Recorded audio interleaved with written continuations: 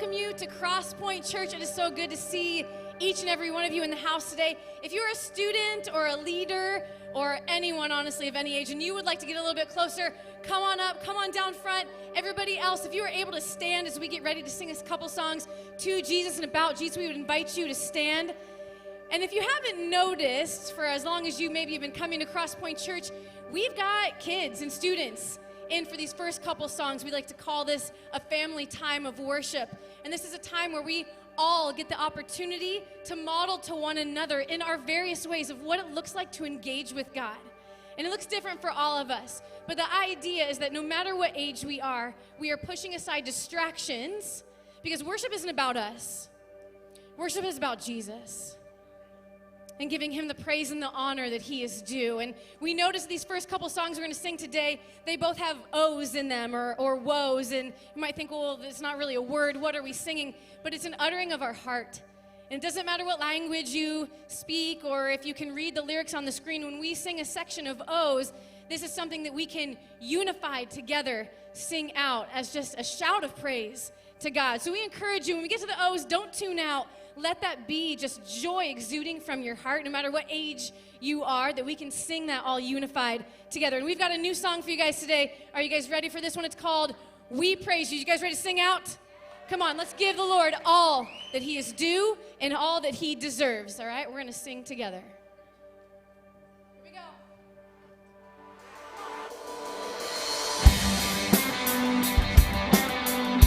This song is called We Praise You. Yeah, it's kind of a slow clap. That's all right. All right, let's sing O together. Come on. Oh. Let's do that again. Oh. Let praise be a weapon that silences the enemy. Let praise be a weapon that conquers all anxiety. Let it rise.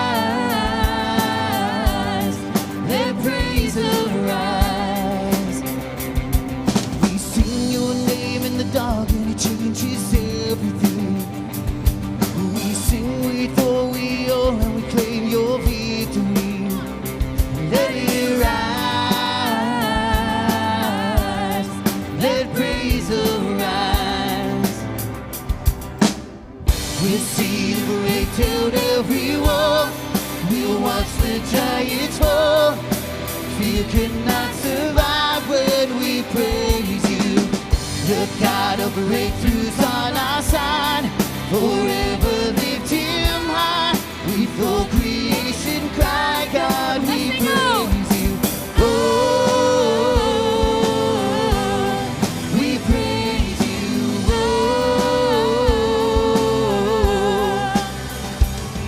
let faith be the song that overcomes the raging sea. Let faith be the song that calms the storm inside of me. Let it rise. Let praise arise. Woo! We'll see you break down every wall. We'll watch the giants fall. Fear cannot survive when we praise you. The God of breakthroughs on our side. Forever lift him high. We for creation cry, God, we praise you. Oh, we praise you. Oh, this is what living looks like. This is what freedom feels like. This is what heaven sounds like. We praise you, we praise you. This is what living looks like. This is what freedom feels like. This is what heaven sounds like. We praise you, we praise you. This is what living looks like. This is what freedom feels like. This is what heaven sounds like. We praise you, we praise you. This is what living looks like. This is what freedom feels like. This is what heaven sounds like. We praise you, we praise. We'll see you break down every wall. We'll watch the giants fall. Fear cannot survive. of breakthroughs on our side, forever lifted high. With all creation cry, God, we praise you. We'll see you break down every wall. We'll watch the giants fall. Fear cannot survive when we praise you. The God of breakthroughs on our side, forever lifted high. With all creation cry, God, we praise you. Oh, we praise you. Oh,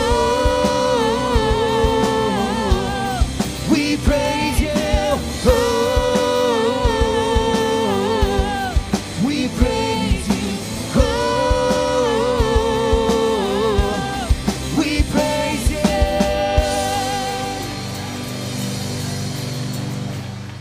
Let's pray together. Jesus, we praise you, we honor you, we bring you our worship, our thanks, our gratitude. And God, coming into a moment, just to pull back for a second, God, we praise you for your salvation. We praise you for your grace over our lives, God, your mercy when we were utterly helpless, when we were sinful, and you came and you rescued us.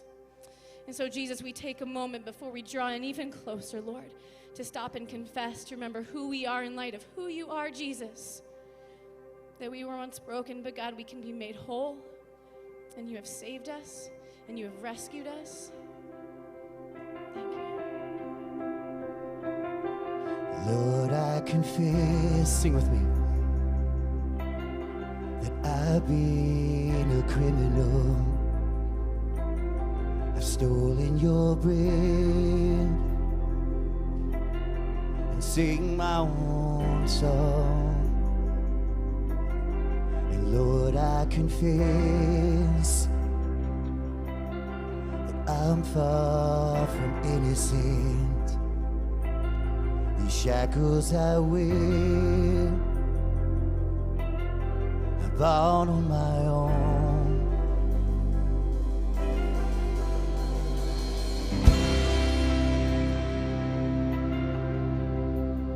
Scarlet sins at a crimson cost. You nailed my debt to that old rugged cross. An empty slate at the empty grave. Thank God that stone was rolled away. And Lord, I confess I've been the prodigal, made for your house, but walked my own roads. Yeah, yeah. Then Jesus came, tore down my prison walls. Death came to life when he called me by name. Scarlet sin had a crimson coat. You nailed my debt to that old rugged cross. An empty slate at the empty grave. Thank God that stone was rolled. Scarlet sin had a crimson coat. You nailed my debt to that old rugged cross. An empty slate at the empty grave. Thank God that stone was rolled away.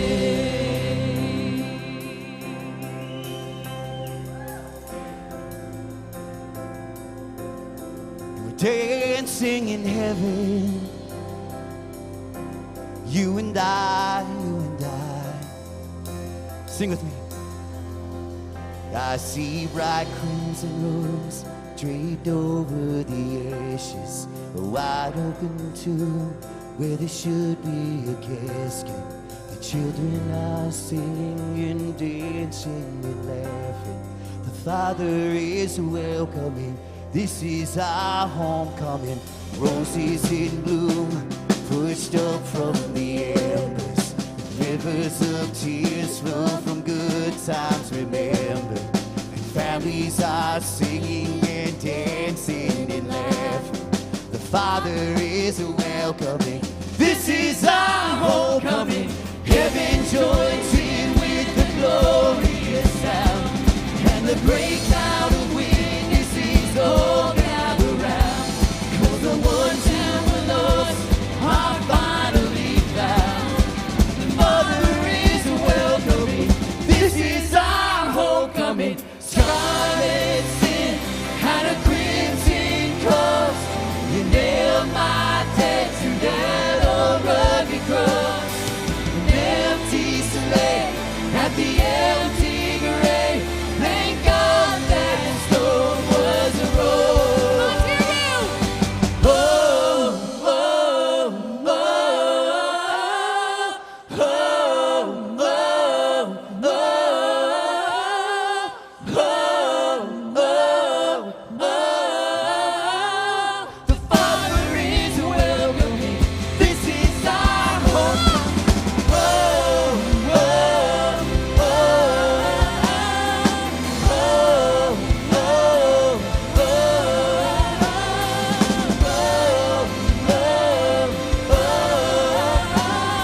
the Father is welcoming.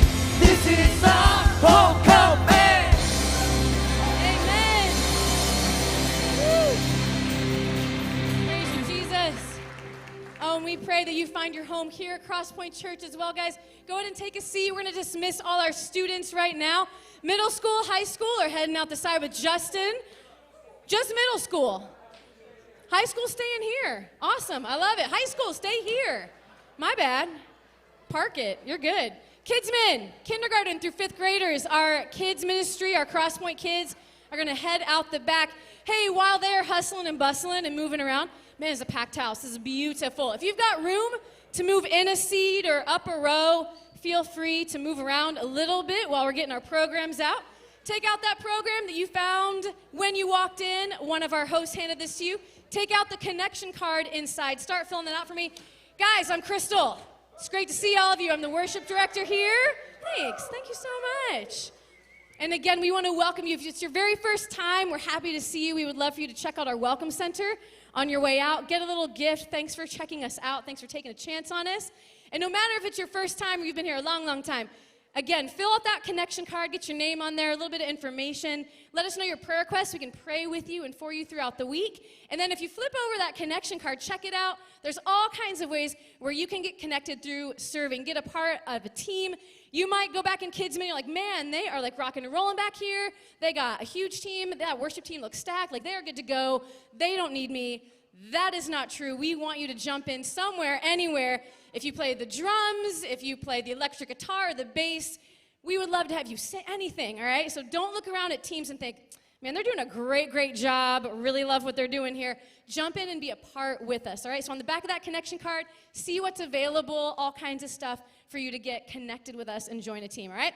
Hey, at the end of service, some blue buckets are going to come through. You can put those connection cards in, as well as maybe your giving for this week or this month. And there's a super easy way to give. If you could text GO to Crosspoint, the number is 77977. Get connected with some online, easy digital giving, and maybe just set up recurring. It's easy peasy, just like that. But we want to thank you guys so much for giving. Helps us really continue moving forward in the life and the vision and all kinds of ministries here at Crosspoint Church, all right? Hey, again, in that program, all kinds of information. Take that out. Find the loop. Stay in the loop. One thing we've got coming up today, right here, right now, right after service, is a meet and greet. So if this is, you're like, I just walked in, this is my first time, this is for you. If you've been here for several months and you've never been to a meet and greet, we want to hang out with you as staff. We want to get to know a little bit more about you. We're going to feed you some lunch and just hang out and chat a little bit. We can ask questions, get to know one another. But please, please, please, if you've never been to a meet and greet, come on right out the door, right down the hallway in the middle school room, and we'd love to hang out with you. Next weekend, you don't want to miss it. February 4th and 5th, it is baptism weekend.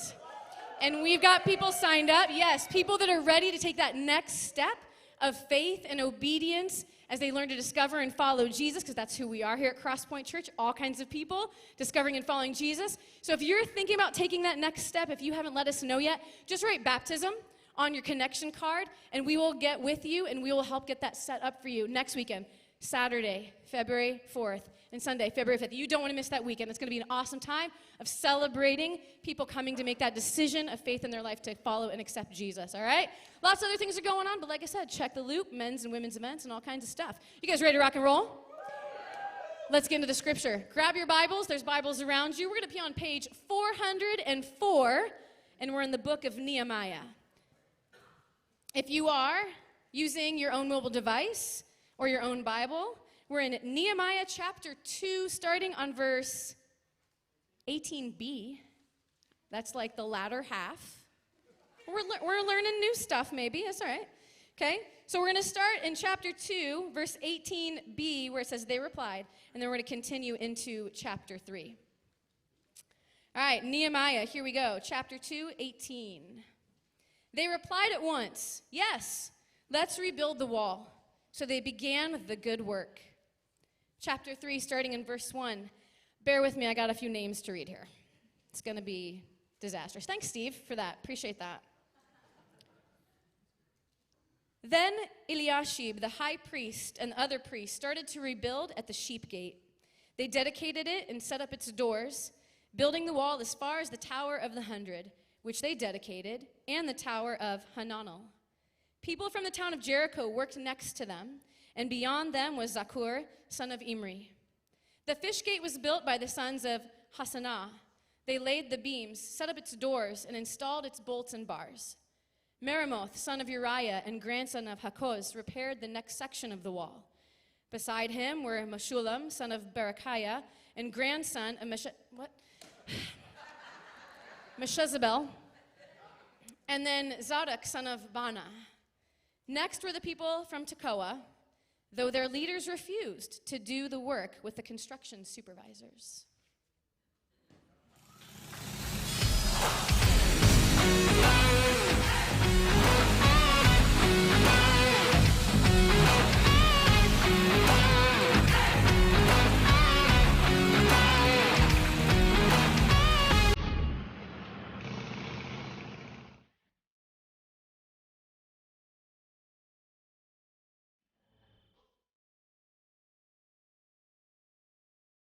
Going to get anything done that's significant, you've got to enlist people, and they got to listen to the modern day prophets. John, Ringo, Paul. You need people to come together. Nothing ever gets done if everybody is kind of off doing their own thing. And so we're going to look today, setting some context for this. If you're newer with us, the book of Nehemiah tells the story of Nehemiah after 160 years of Jerusalem being completely broken down. The capital city of Israel decides to go back there and rebuild the city and gets permission from the king, gets the king's provisions, gets the king's protection. It's awesome and it's going fantastic. Gets the people all on board to do it, and it says they begin the good work and they all come together. Now, as we look at chapter 3, I was very tempted in this Nehemiah series to skip Nehemiah 3 for the very reasons that Crystal just kind of alludes to, because there's a lot of weird names. And what it basically says is, well, these guys, they built this section, and then these people built this section, and then these people built this section, and this section it just kind of goes on like that. And I almost skipped it. There are some really cool little nuggets of wisdom there in terms of leadership when it comes to casting vision for who we're going to be as a church and what it means to get everyone unified, everybody coming together right now. So in your note sheet today, on the back of the program, there is a map there of the city, how they rebuilt it. Now, we should have passed out magnifying glasses, because even if you don't have bad eyes, it's hard to read, but it's just to make it all it's going to be up on the screen here too. You can see up here on the screen where it starts. Let's start here at the sheep gate, it tells us. The priests start off at the sheep gate here. They start here, and then as we go through Nehemiah 3, what happens here, it says, well, they went to the fish gate, and then it goes from right to left. Around the city is what Nehemiah does, describes all the various construction zones as they rebuilt the city of Jerusalem. So we're going to hop on a quad or get your drone out, and we're going to fly over. We're going to kind of see the overarching kind of what happens here. The basic gist of it is, like I said, is they'll talk about, well, at this gate, there were these guys that built the gate, and then people that built the wall in between, and then there's the next gate, and then some people built the wall, and so on and so on and so on. That's the way it's all organized. As we do this, we're going to zoom in a couple times with the drone, or if we're on the quad, stop there for a bit, because there's a couple cool little things that get noted in there. It tells us that in chapter 3 that the priests start out building, and all of a sudden you go, this is a weird construction site. Priests and pastors are building stuff? That's a bad idea, man. And it says they built it and they dedicated and consecrated it. It's important to recognize that the people of the city here recognize they're doing more than just building a wall.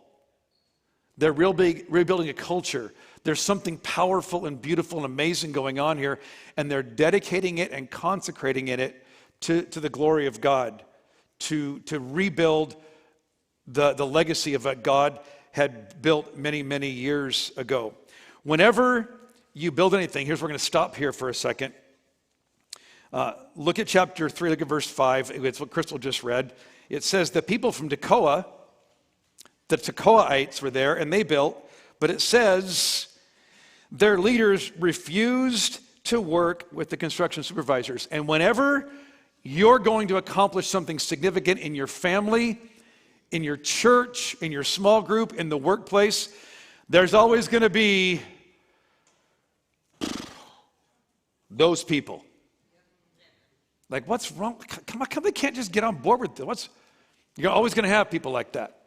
Just know that he points that out here. They didn't want to, the Tekoaites, leaders of their clans, leaders of their district, didn't want to have anything to do with working with the construction supervisors. And what I love about this, though, is just that's why it's important to read things like this. Look at verse 27.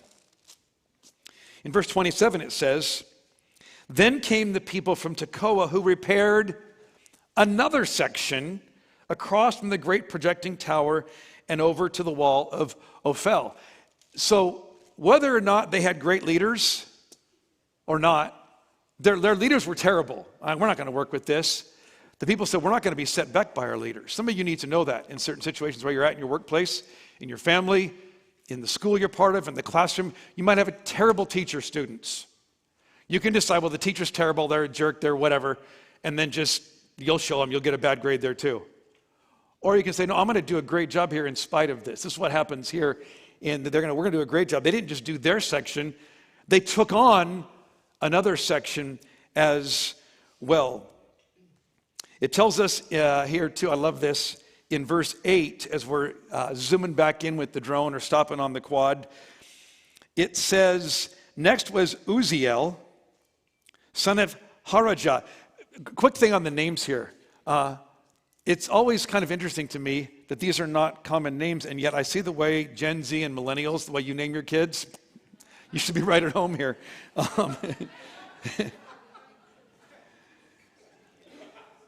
That's terrible, but true. A goldsmith by trade who also worked on the wall. This is a jewelry maker. Beyond him was Hananiah, a manufacturer of perfumes. And then it tells us here that they left out a section of Jerusalem as they built the broad wall. See, sometimes Nehemiah had these plans and he had it all organized for people to do certain things, and there were different people based on their skill set and abilities. Some people, it tells us here, just couldn't do part of the work. Just couldn't get it done. Those of you in the military know there's, what that phrase, the common phrase is, no plan ever survives first contact with the enemy. The prophet Mike Tyson years ago said, everybody has a plan until they get punched in the mouth. So there's a bit of that going on here. It's like, hey, and if you get like, no, we have to get this done. Like, no, the important thing here, we've got to get the city built. We might have to make a shortcut here and not go on the original, where the original footings are. That's all right. We'll just shortcut across here and do something like that, which might explain when you look at here, like kind of like they didn't build the city like it's like this weird thing kind of thing. They had to get the city rebuilt, so they just did that. In verse 13, As we scan down here, it says the valley gate was repaired by the people from Zanoah, led by Hanan. They also set up its doors and installed its bolts and bars. They also repaired 1,500 feet of wall to the dung gate. 1,500 feet. So some people did little sections. Some people did massive sections. Not everybody does and is responsible for equal amounts of labor and equal amounts of outcomes. It all breaks up differently. Massive, challenging stuff gets done here. And you can read the rest of the chapter and see the different things that emerge out of this. Massive, challenging stuff. The rebuilding of this city got done in 52 days. It had been laying there for 160 years, and in 52 days, they got that wall rebuilt. Crazy what people can do when we come together right now. You know what's interesting, though, too? It's the leaders of these districts are out there working. They're not just supervisors sitting back there at their office and looking down and getting reports back. And they're out there getting their hands dirty, too, because everybody, it's all hands on deck. We need everybody here to be involved. And you see in here, if you read it carefully, you will see names of different kinds of people here, but not once do you see anybody listed who's a construction worker from Jericho, a building contractor from Ophael or whatever. You know who he lists out? Priests, pastors, perfume makers, and jewelry makers. No one's named as an expert builder in this. Now, they certainly had expert builders, but Nehemiah makes the point that we didn't just use the experts and the construction people. It was, we need everybody here to get this done. It's why, like in the military, why even the cooks go to basic training and learn how to shoot something. You know why? Because we're getting overrun. Put your ladle down, pick up a gun, and kill somebody. No, seriously, I was like, we have to do something here. We might need everybody. When you need something big, massive, challenging done, it's all hands on deck. And I was talking to one of the greatest students here at Crosspoint Church. Her name's Faith. She's my granddaughter. She's awesome. And she was talking about something else and about people at her school. And she talked about like the NPCs. There's a bunch of NPCs. And I went, NPC? Don't tell anybody yet. Just curious. Who knows what an NPC is here today? Gosh, that's weird. Because if you're like my age, no way, dude. NPC, what's an NPC for those of us who don't know? Non-playable character. Like if rebuilding the wall, if rebuilding the city was Sony put out an adventure game of let's rebuild the wall, there's the key people that do things, and there'd be a bunch of NPCs wandering around, like you see in all the video games. Just quirky, weird, sometimes just normal, average people, sometimes like quirky, weird, like what's wrong with that person? Why does he walk that way or look that way or smell that way or whatever? So you'll have a lot of NPCs out there, but in God's kingdom, when we get anything done, there are no NPCs. There's no non-playable characters. Everybody has something to do. Everybody, guys, for our church right now, we want a bunch of you who might feel like, well, I'm a non-playable character. I don't know what to do, and I don't know where I should fit and all that kind of stuff. Man, we want everybody in. Everybody's got to be in terms of serving and helping. It'll be good for our church. It'll be good for you to feel like, here's why it's important. If you're not careful, you can come to a church long enough, and I've been doing this for 30 years. If you don't get involved and get on a team, you'll become a critiquing congregant. How come the temperature is like that? These blue chairs in here, and can we turn the bass quad sequencing down? Because it kind of bothers my eardrums. You'll become that. You become that kind of thing. We don't want any of that here. What we want is contributing partners, not critiquing congregants. You contributing partners kind of jump in, and you're kind of going, well, I don't know what I should do or how I should do it. Write this down today. It's one of the best points that came late to me this week. Availability is the best ability. Everybody in our culture right now, because you've been told that you're a snowflake, that you're unique, that you're fantastic, and you're so special, and you are kind of. Oh, I have lots of counseling with folks like you. No, I'm just teasing. But and sometimes what happens is, and there's great things here. In the workplace, the workplace has done this. The Myers-Briggs test, ENTJ, INFP, whatever. My Myers-Briggs and my Myers-Briggs is JERK. Boom. So we're going, yeah, that's me. There's the Enneagram. There's different profiling things that kind of really specialize. Like, how am I wired? How am I made? There's the Strength Finder profile thing, and they're good things to do. But at some point, you just got to say, I just got to get in the game. And I'm telling you right now, taking tests and profiles is not to figure out the best way what you're good at, what your abilities are. You will figure out your ability by and through availability. By just saying, put me in somewhere. I discovered this years ago. I graduated from college and not a clue what I was going to do with my life. And some friends of mine had moved to Encinitas to help start a church down there. And so I thought, they said, hey, why don't you come and help us? I go, okay, what am I going to do? And they couldn't find anything interesting for me to do. So those of you that are 25 years old and younger will not know what this even is, but there used to be a thing called cassette tapes. These cassette tapes, and churches would get them, and they'd put people with the sound, the guys, Josh, the bag of stuff, make the master tape, and then during the last little bit, they rush it out to the place out there, and they have this console there. The master tape goes here, and 12 other tapes go here. You go, psh, and in 93 seconds, it can make 12 tapes, and then people could take them home, and people miss church and stuff like that. I did that for 2 years. Availability, just like, hey, just do something, man. I'm not sure I was any good at it. Here's the crazy thing. This church must have been hurting bad because they had me running the soundboard. Shut up. That wasn't that funny.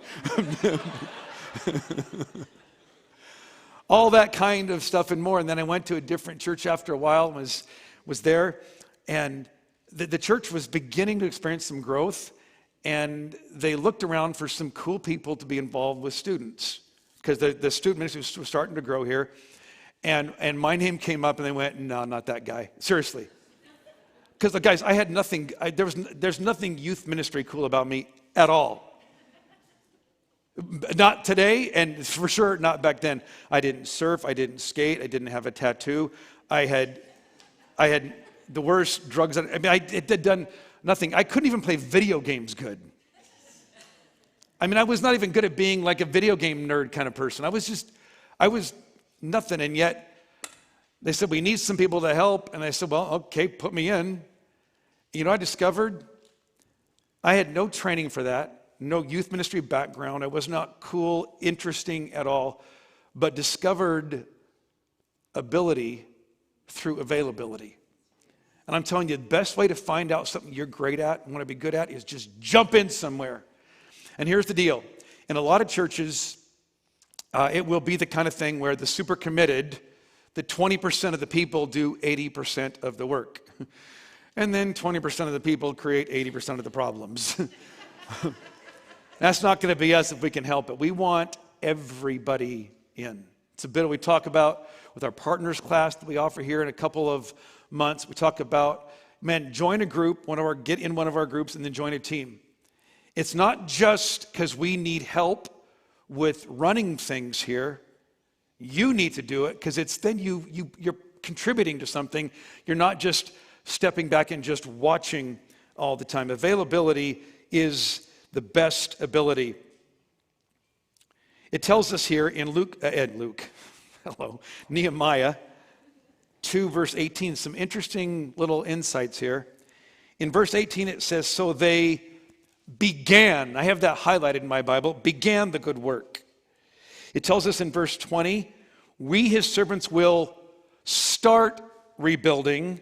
In chapter 3, verse 1, the priests started to rebuild. I'm about to blow your mind with an insight about how you can accomplish great things for God, whether it's personally, family-wise, health-wise, whatever it might be. The only way anything ever great ever gets done is that somebody started it. And some of us sometimes look at things and go, it's just so big, my finances, my marriage, my health problems, my weight, my diet, my exercise, the things I want God to see me, to use me for. So it looks so big and so amazing. We go, it's just a mess there. You know how they got the wall rebuilt?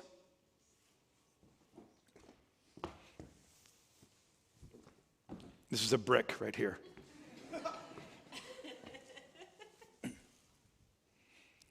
Write it down. Pick up the first brick.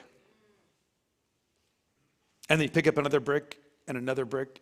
You got to pick up the first brick. Some of you are waiting around for the timing to be right for you to, to feel ready and inspired for it.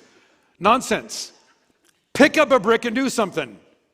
Just get going with it. Sometimes, too, I was talking to a guy last night after the service. He was telling me, he said this phrase, he said it was somewhere in the IT world or in the military. Well, I'm sure he was talking about, I forget the specific context, but he said he had a supervisor one time at a big company tell him all the people were sitting around not doing anything because they weren't sure is it the right thing to do. And he finally said, I don't care if you do the wrong thing, just do something.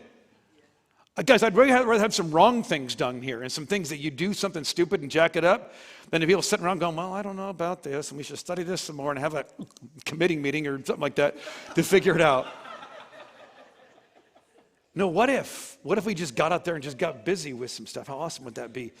Pick up the first brick. Crystal Perry, who leads worship, coordinates worship here, awesome, also has another job as a physical trainer, and the advice she gives. By the way, if physical training and health is something you need to do, you should talk to Crystal. We have other physical trainers here. This is not Crystal Training, crystalperrytraining.com, sponsored by. It's none of that, but you should talk to her about it. Her little advice is, when it comes to nutrition, is make one good decision every meal. And if you just keep making one good decision every meal, make one good spending decision every day. You keep making one good decision, one brick after another, after another. It's like, remember the movie What About Bob? Remember that? And remember he was paralyzed. He couldn't do anything. You don't remember what his therapist told him? Baby steps. Just take the next step, and the next step, and the next step, and the next step. Some of you are waiting to start your journey with Christ because you're going, I'm not sure I can do it. Of course you can't do it. If you could do it, Jesus was a waste of time. If you could do it, we don't need Jesus.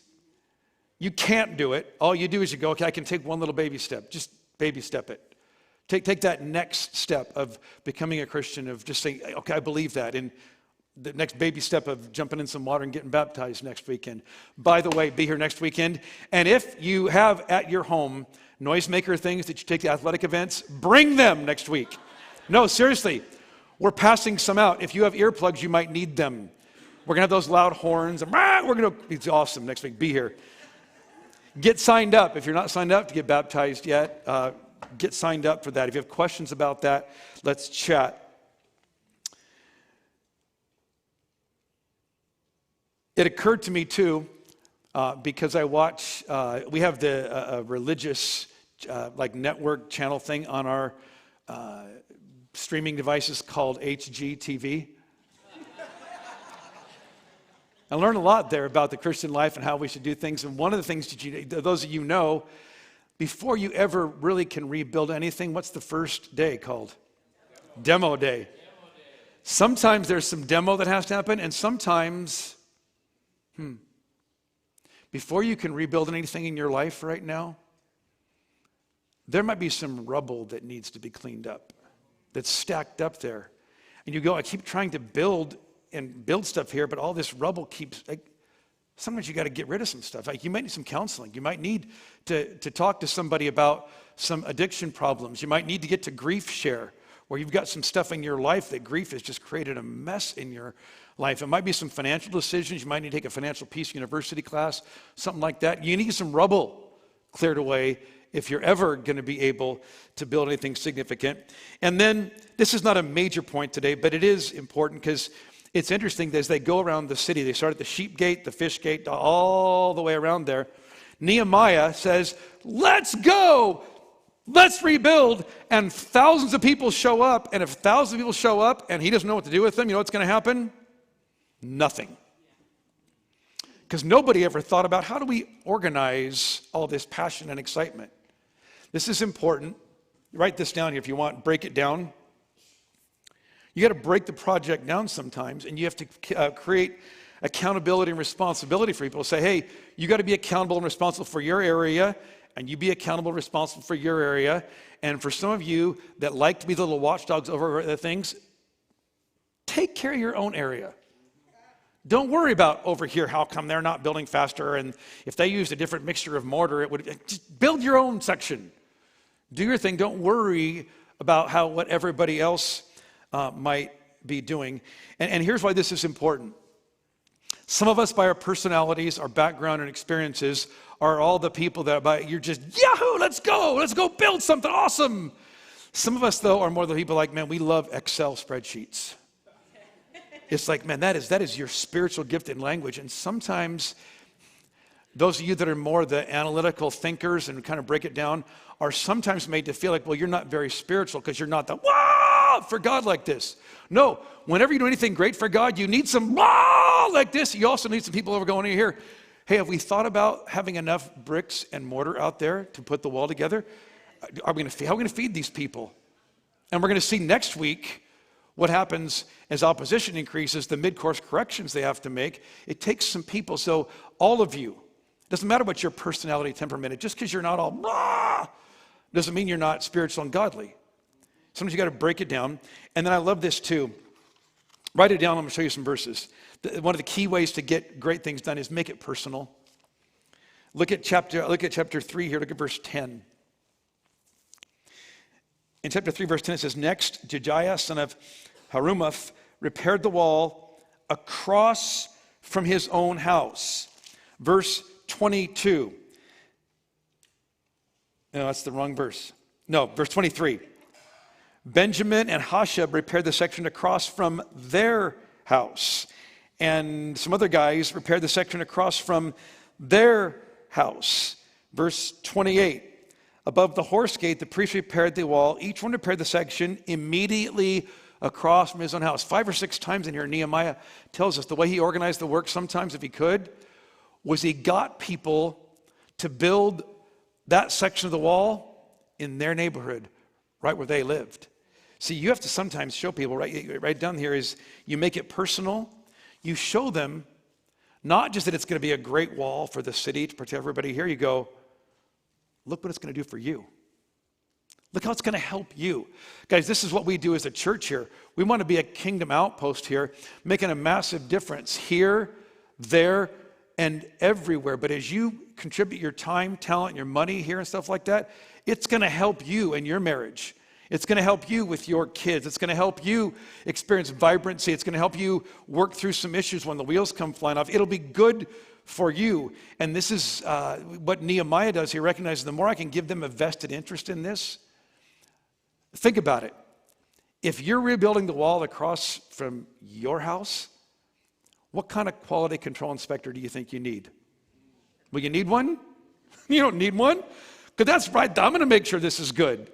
So you get people way more motivated when you make it personal for them. And then as you journey around on our quad or zooming in, you can see the next point here says everyone do the same thing. And you need to cross out the word same there and write the word some.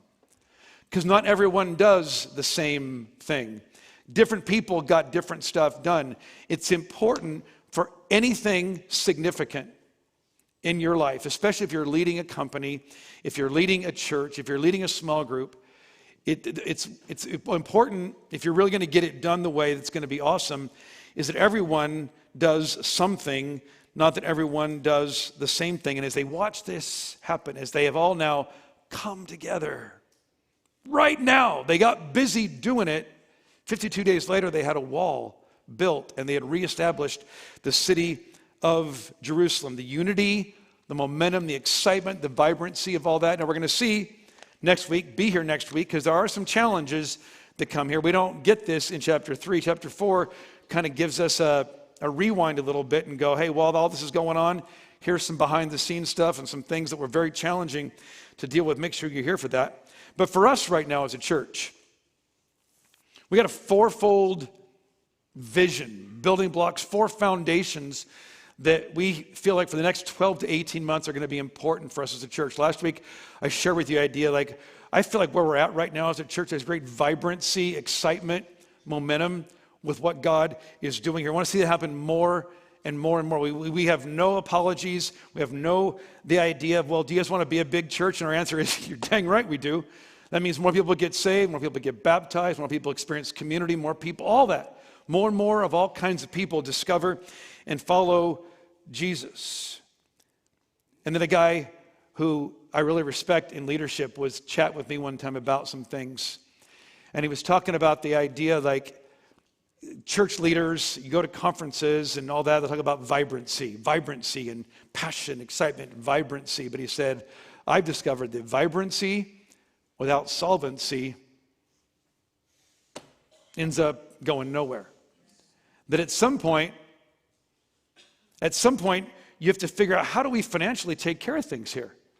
How are we going to make this happen? And guys, everybody take right now, take a big deep breath and hold it. Now go. We're about to talk about money at church. Some of you were newer today. I finally got my friend to come. Thanks a lot, Steve. Here's the deal, guys. Our giving here at Crosspoint, we're not at a place of crisis where it's awful. Our finance team told me our giving increased 5% last year, and we had some key people that left for different reasons. Our top 3 givers all had to go to different moving out of the area, different reasons they left, and yet our giving increased by 5%. So God's doing great things here. We're excited about that. But guys, I want to see us this year see our giving not increase 5%. I want to see our giving increase 25 to 30%. And here's why. I want to see us do some big, significant things for God. I think we're on the cusp of that right now. What that means is it means ministry and impact for you, for your kids, for your students, for all the things of classes that we offer, counsel that we offer, small groups to be in, training, equipping. So we want that to be part of for you. You'll benefit from it. We also want to see more and more of all kinds of people in our community impacted by our church outside the walls of this kingdom outpost. And make that happen. Then we want to be a church that's not just about our church and just about our city. Jesus made it very, very clear the church is supposed to be here, there, and everywhere. Starts in Jerusalem, Judea and Samaria, like the region, and then he says all over the world. Guys, we want partnerships. We have them with missionaries, with Compassion Kids, with Street Hope Kenya, with various power ministries, all kinds of stuff all over the world that we're partnered with. The more and more we have dollars coming in, we can do more and more of that kind of thing. And we also want to have what we call our just-in-case fund. Our just-in-case dollars. Here's why. Because we really try to go figure out, okay, what's God calling us to do? We meet with small group leaders. We have conversations, with different ones of you in the plaza. I sometimes have coffee or lunch with different people. And I go, here's what I feel like God is calling us to do. And every single year now for 19 years, there's always been a surprise somewhere 2 months to 10 months in that next year. So sometimes it's an emergency, and sometimes it's an opportunity. Like, we had all kinds of great plans in January of 2020. And then an emergency happened. And all of a sudden we had to go scramble and figure out mid-course corrections. And what do we do about this? And how do we move this thing around? So we had to figure out some things. So we had some just-in-case dollars that we had been setting aside. So we didn't have to go, well, what are we going to do now to make that happen? Sometimes the just-in-cases, like I said, is not emergencies, it's opportunities. All kinds of things we've been able to do here where we didn't go, okay, let's have an emergency meeting now to raise some more dollars. Because we try to, over the years, let's set aside some dollars. Because we feel like there's some exciting things coming. Next week, we're going to chat with you about one of those related to a big honking thing we want to do to extend the reach of our church all over the world. Stay tuned for that. It's going to be awesome next week. So there's the just-in-case thing that helps for unanticipated emergencies, opportunities. And then we don't know. We don't know what's going to happen with this building and our real estate here. We don't own this. We're paying somebody else's mortgage.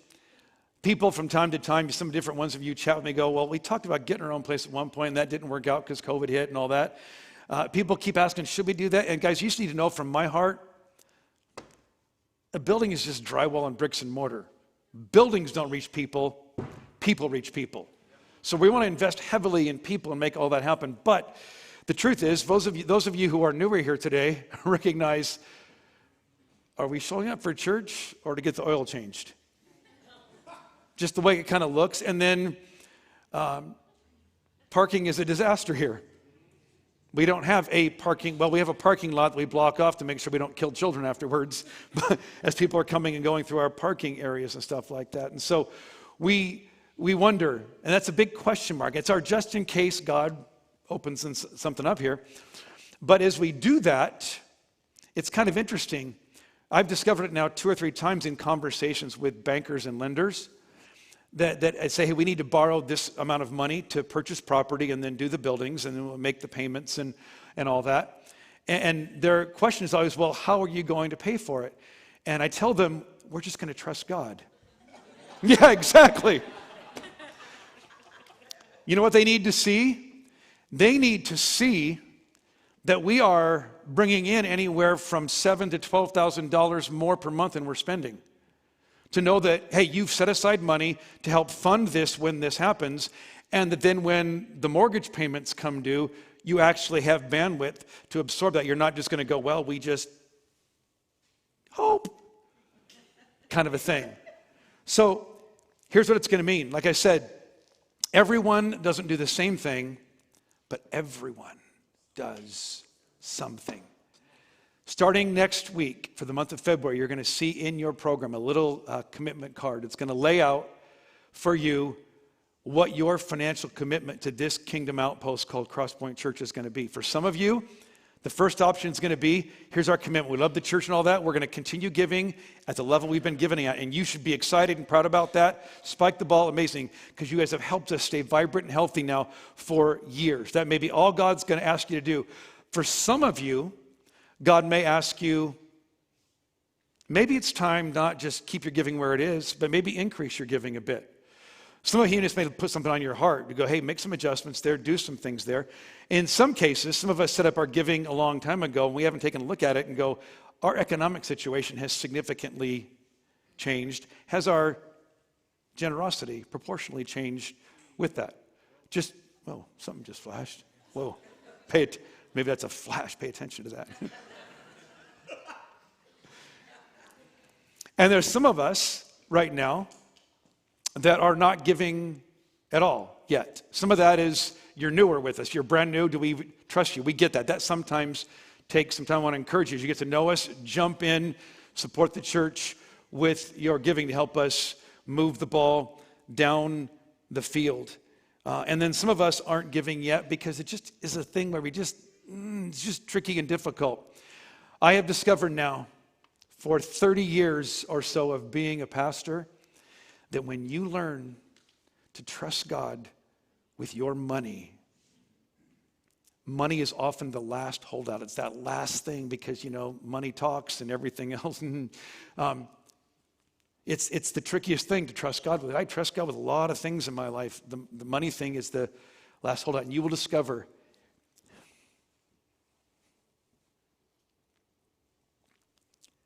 as you do this, financial freedom comes. And it's not even, you're not going to win the lottery. It doesn't mean that you're going to all of a sudden get some big pay increase, raise, although I got crazy stories about that from people. What you discover is joy and a depth of your relationship with God that just wasn't there before. And it's one of the best ways to do that. Guys, we've got it all lined out. I talked to you about, a few weeks ago when we first started the series about praying and planning and then being productive. I've got spreadsheets on this to know how we can make this happen, to increase our giving by 20 to 30%. You know what it's going to take? Not a few people to do big things. Because I could get a few people to do some big things, and we probably could get there. I know there's some people in our church that God's really blessed them. We could probably make it happen. I don't want it to happen because a few people did their thing. I want it to be everyone does something. That's how we'll sustain that. So you'll see that card in your program the next few weeks. At the end of the month of February, we're going to have a big commitment Sunday. Ask you to bring that back or send it in via a digital card, something like that. And as the band comes up right now, here's what I want to tell you, too. Don't miss this. Remember that first point I made? What's the best ability? Would you say it like you mean it? What's the best ability? Availability. So availability says, God, I'm not just going to trust you with my marriage or with my addictions or with my problems. I'm laying everything down before you. We're going to sing a song today, every burden, every crown. Guys, when you can do that, when you can just go, God, it's all yours. Every part of it I surrender to you. That kind of availability helps you walk with the joy and freedom in your relationship with God. People all the time say, well, does God really need my money? And my response is, well, God might not, but we sure do. So, but guys, it's not even about the church needing your money. I'm telling you that right now. If somebody in the church played one of the crazy lotto things, what was $1 billion you could win, and gave us $500 million, we could run the church on that indefinitely. We would still talk about giving and finance here, because it's not about us, it's about you. What God's going to do to just let you do that. We're going to give you a chance to come to places to pray today. Our prayer team is in the back of the house. You may have come in today with some rubble, some difficulty in your life that you need to unpack. And just, again, they're not going to give you counseling. They're just going to talk to Jesus out loud about that with you, back there with our prayer team. Go back there and pray with them. There's tables of communion. It's bread and juice, symbolizing the body and the blood of Jesus. The bread symbolizes his body. Juice symbolizes his blood. And Jesus says on a regular basis, eat and drink this to remember me. And maybe today, again, it gets a little nervy to talk about money and stuff at church. Paul tells us the reason we give to God is because he gave us everything.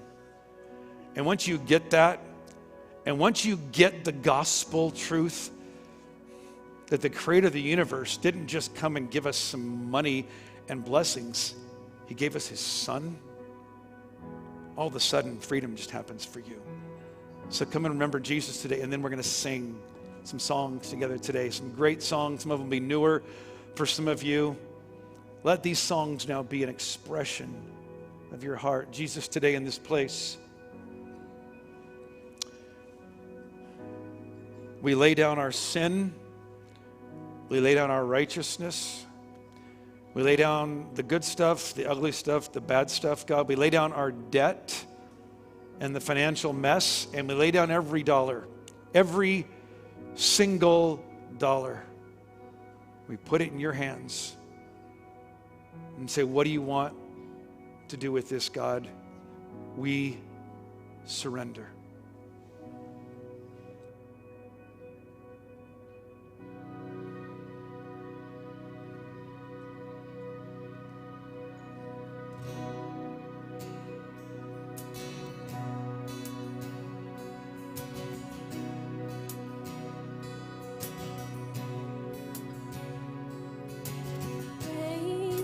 Flows like a river, washing over me. Fount of heaven, love of Christ, overflowing me. Thank you, Jesus. You set me Christ, my Savior, you rescued me. Take this life delivered, a vessel of your love.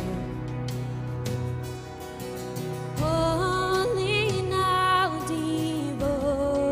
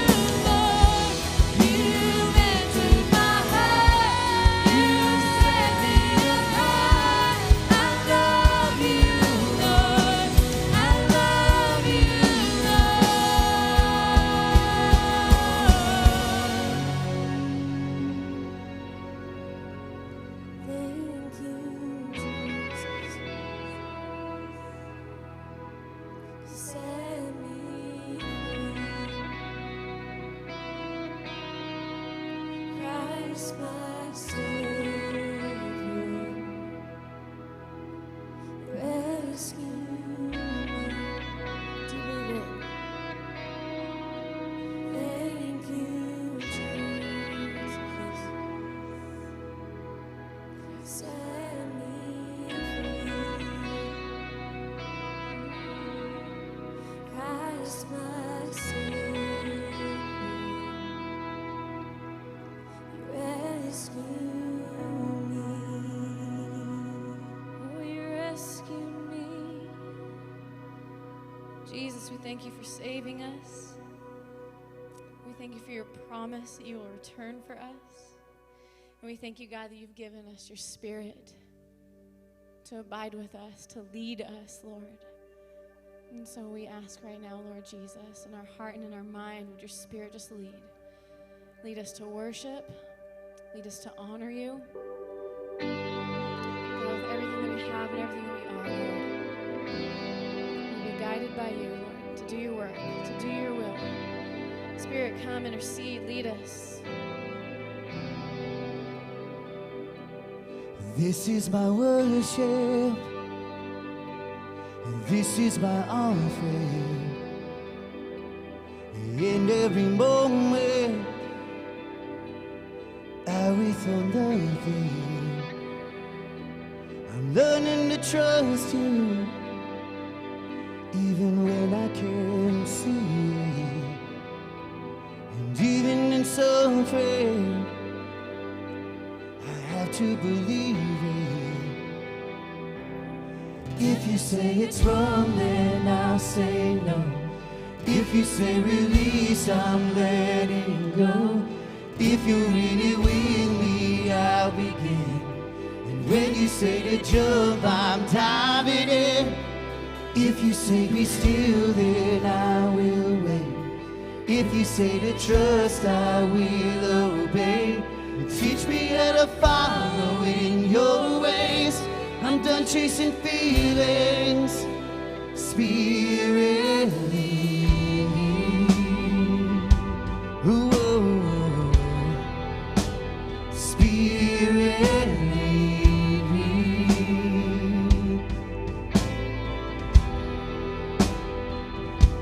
I feel like a burden, but once I could grasp it, and you took me further than I was asking. And simply to see you, it's worth it all. My life is an altar, let your fire fall.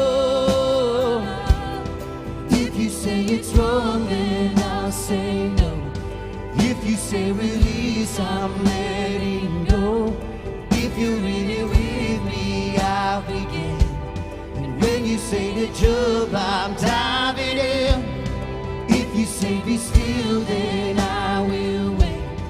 If you say to trust, I will obey. And teach me how to follow in your ways. I'm done chasing feelings. Spirit, lead me. Spirit, lead me. Spirit, lead me. Spirit, lead me. Spirit, lead me. Spirit, lead me. Spirit, lead me. Spirit,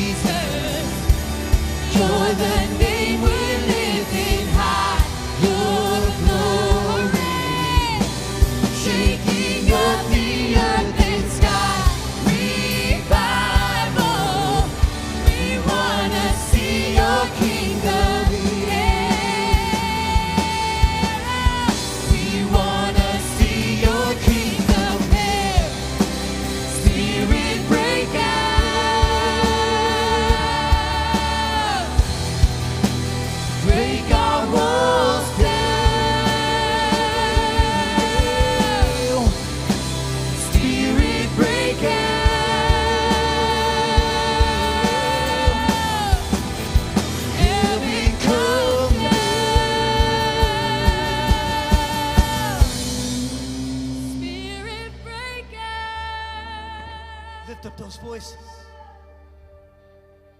And break our walls down. Spirit, break out. Heaven, come down.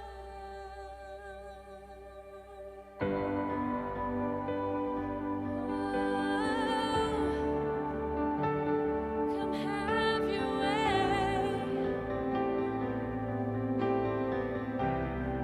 Let's sing together. Here is where I lay it down. Every burden, every crown. This is my surrender. This is my surrender. Here is where I lay it down. Every lie and every doubt. This is my surrender. And I will make room for you to do whatever you want to do whatever you want to. And I will make room for you to do whatever you want to do whatever you want to.